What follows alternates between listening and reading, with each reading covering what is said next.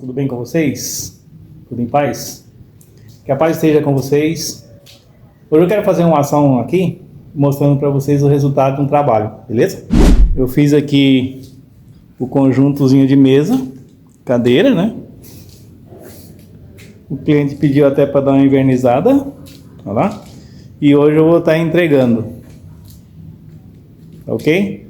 Então o objetivo é mostrar para vocês essa ação e aí para incentivar vocês também a fazer, beleza?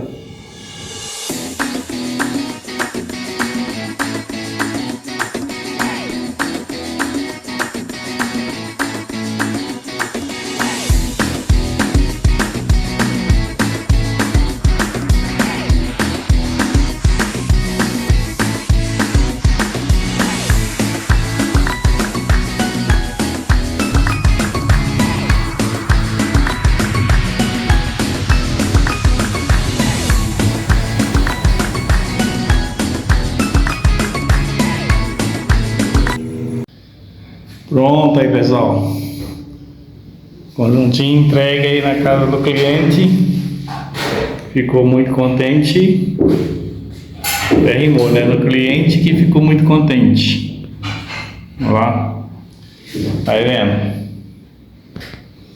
show de bola, hein?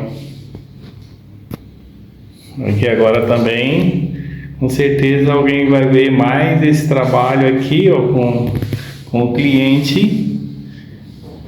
E também é uma propaganda, né?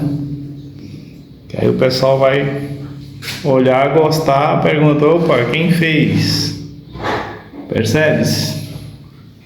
Então, como eu falei, né, o objetivo é mostrar para vocês que dá para ser feito e dá para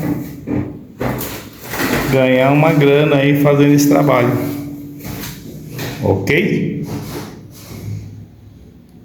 Um abraço, até mais.